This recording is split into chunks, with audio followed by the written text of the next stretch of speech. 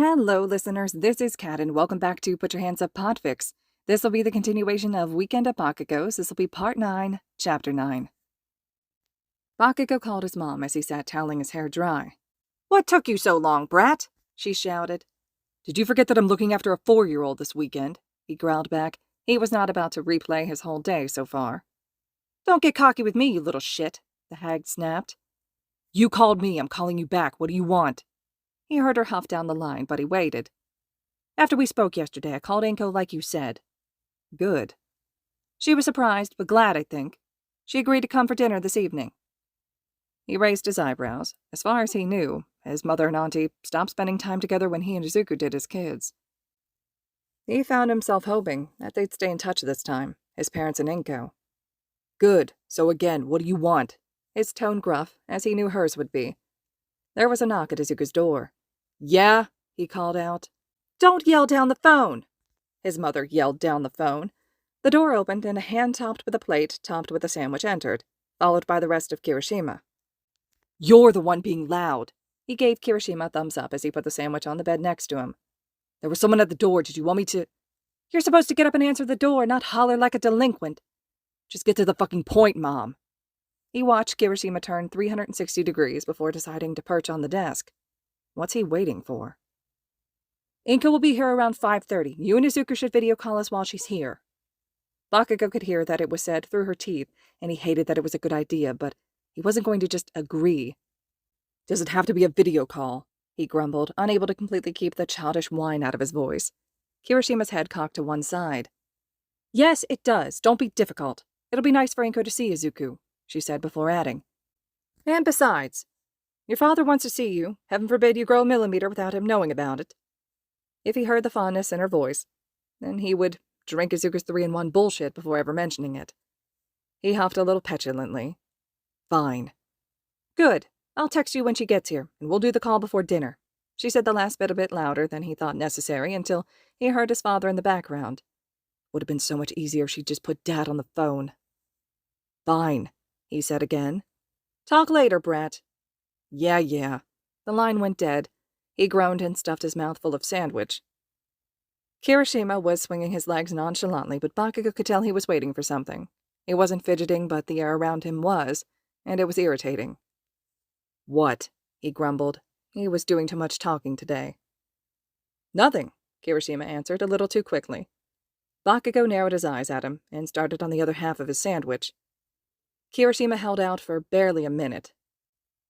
"So, about earlier," he said quietly, fiddling with something on Izuku's desk and not making eye contact. Bakugo swallowed and pointed the remainder of his sandwich at him. "Don't fucking start." "I'm not starting anything." Kirishima held his hands up. "I'm just curious." "About what, dipshit?" As soon as he'd said it, he tried to reel the question back in, but it was too late. He didn't want to know what Kirishima was curious about, what everyone seemed to be curious about, and what he most definitely, positively, absolutely was not curious about. "Yes, you are. Fuck off." "You and Midoriya, man." Kirishima said it so quietly, but it was deafening to Bakugo. "And fuck you, too." "What about us?" "Nope. Me and... What about it?" One of the things he secretly highly valued about Kirishima as a friend was the fact that he was always willing to call him on his shit. That prized trait was now apparently about to rear its ugly head and bite him in the ass. "Bro, seriously, where do you want to start?" And there it is. "I think I told you specifically not to start." Bakugo bit back as he stood up. He was beginning to feel cornered, on the defensive. It was not a good look on him, and he knew it, which, funnily enough, normally only served to make him more defensive, or angry, or both. Kirishima sighed but didn't move. "Look, I didn't want to push you. That's not cool, and I know the circumstances are weird this weekend, but whatever this is," he gestured at Bakugo, "it's not subtle, bro. If I don't ask, someone else might. Hell, Midoriya might ask if he remembers any of this weekend when he changes back. Even if he doesn't, you're sending pictures to his mom. You think she'll never show them to him?" Bakugo swelled, ready to rage and yell. His fists clenched at his sides, with tendrils of smoke crawling from between his fingers. "Fight me. He won't. I don't know how else to do this." Kirishima continued unperturbed. This weekend alone, I've seen you so attentive that you've missed part of the conversation around you, grinning like I've never seen you before, even mid-fight. He was ticking things off of his fingers as he went. So worried at a tumble that you nearly had a panic attack. Don't argue, I know what I saw. Actually laughing, so flustered you ran out from a room. He took a deep breath before finishing.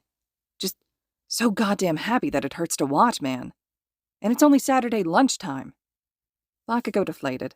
He sat back down and put his head in his hands, pressing his palms into his eyes. He might have hair for brains, but he's right. Mostly. But it didn't change anything. It doesn't matter, he whispered. Of course it does. Bakugo shook his head, still not looking up. He could feel the words coming now, and he wasn't sure they'd stop if he gave in. He dug his fingernails into his scalp. It felt like trying not to be sick, futile and ultimately just prolonging the inevitable. His inside squirmed uncomfortably. I don't deserve it, he choked out. The words left a vile, bitter taste behind them. Eyes wet, he finally met Kirishima's gaze as the other's mouth fell open. Can you not see that? I don't deserve him. His voice cracked through gritted teeth, and oh, it hurt to say out loud.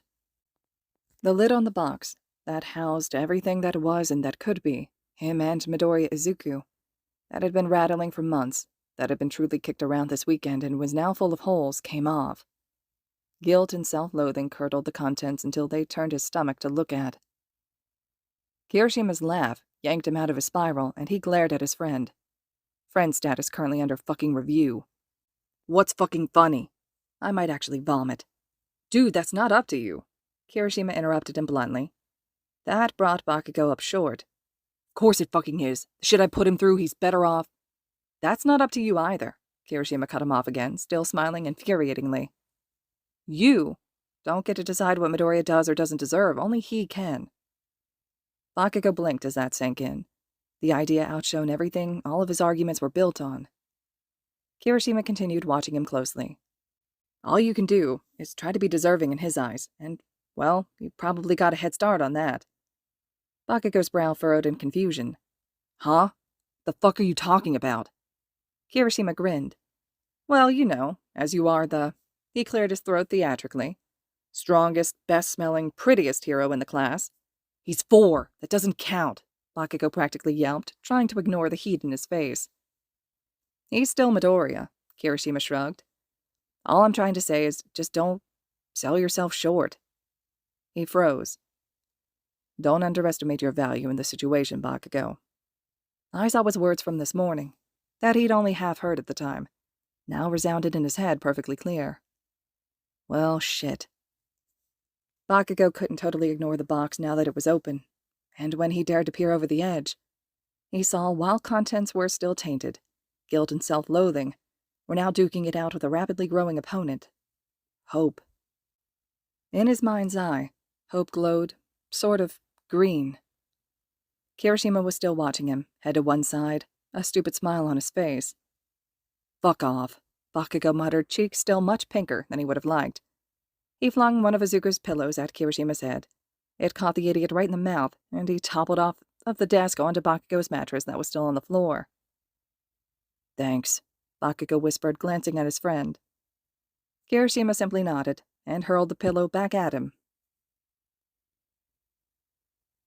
All right, listeners, this concludes Chapter 9 of Weekend at Bakugo's. This is one of my favorite chapters because it touch bases obviously with Bakugo's feelings and everything, and I just think the author does such a nice job of writing Kirishima as such a great friend to Bakugo throughout this whole thing, so let me know your overall thoughts and reactions to everything so far, and as always, thank you so much for listening.